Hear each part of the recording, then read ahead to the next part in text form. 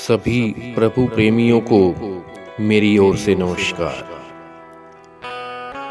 सभी प्रभु प्रेमी ध्यान से सुनिए। आज की ये कथा केवल किसी पुराने समय की कथा नहीं है। यह कथा हम सबके भीतर छिपे हुए अहंकार की कथा है। बहुत समय पहले की बात है।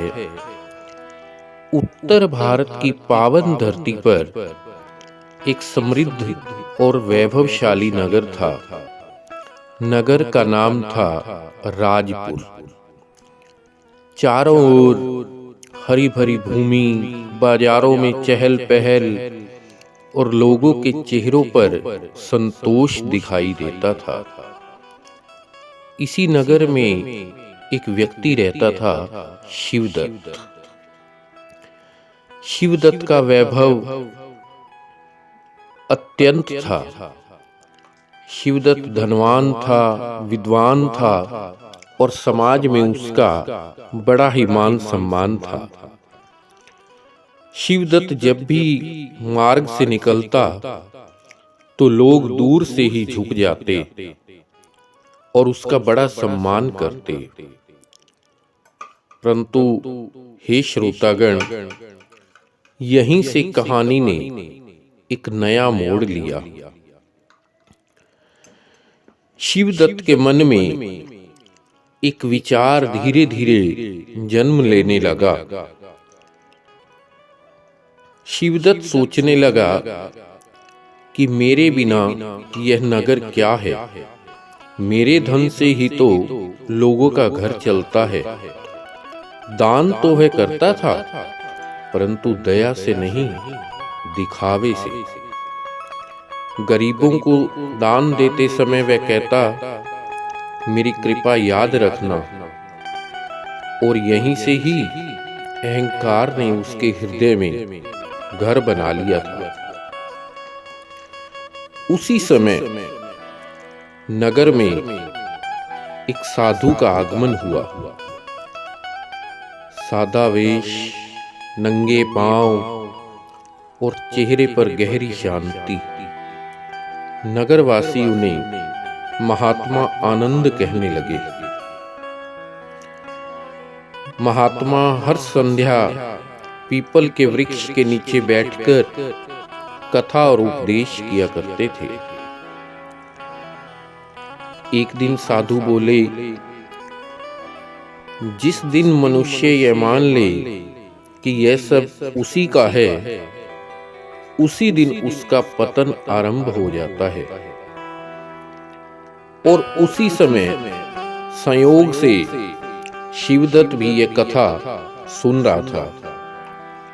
और जैसे ही महात्मा जी ने ये शब्द कहे तो यह बात शिवदत्त को अपने ऊपर लगी।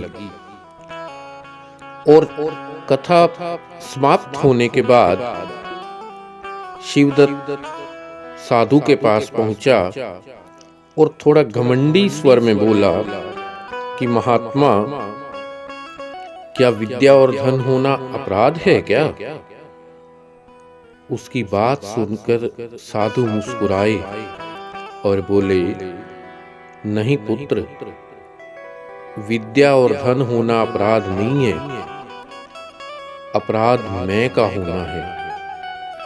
साधु बोले, दान से बड़ा भाव होता है और सेवा से बड़ा कुछ भी नहीं।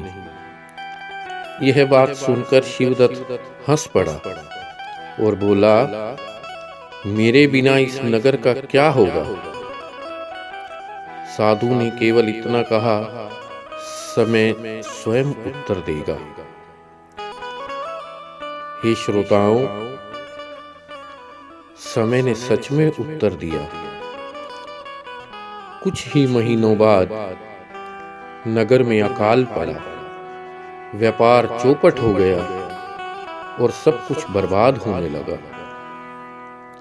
शिवदत्त का धन नष्ट होने लगा। जिसके द्वार पर कभी भीड़ होती थी, आज वो द्वार सूना पड़ा था। एक रात शिवदत्त अपने खाली घर पर बैठा था। दिए की लौ कांप रही थी और उसकी आंखों में आंसू बह रहे थे और वो सोचने लगा कि सब कुछ होते हुए भी मैं आज अकेला हूं। सुबह होते ही वे साधु के पास गया और उनके चरणों में गिरकर क्षमा प्रार्थना करने लगा और बड़ा ही भावुक होकर बोला, हे महात्मा, मैंने बहुत अहंकार किया, हो सके तो मुझे माफ करना। साधु ने उसे उठाया और बोले, आज तुम हारे नहीं हो पुत्र, आज तुम जागे हो। उसी दिन के बाद शिवदत्त बदल गया।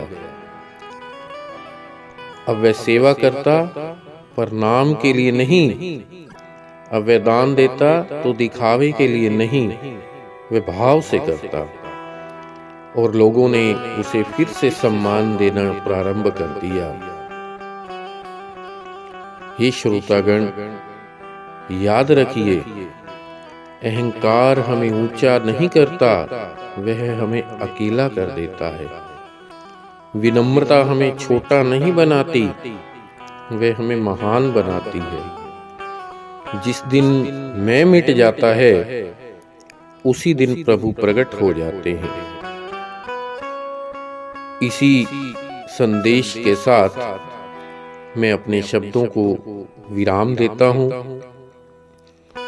और आशा करता हूं कि आज की यह कथा आपको अच्छी लगी होगी और आपका जीवन बदलने में भी ये आपका सहयोग करेगी। हे प्रभु प्रेमियों, अगर आपको आज की ये कथा अच्छी लगी हो तो कृपया इसे लाइक करें, कमेंट भी करें और अपने सभी मित्र, सखा, बंधु, परिवार के सदस्यों के साथ इसे साझा भी अवश्य करें ताकि उन सब का भी भला हो सके। प्रभु आप सब पर अपनी दया दृष्टि बनाए रखें। इसी कामना के साथ आप सभी को जय श्री राम।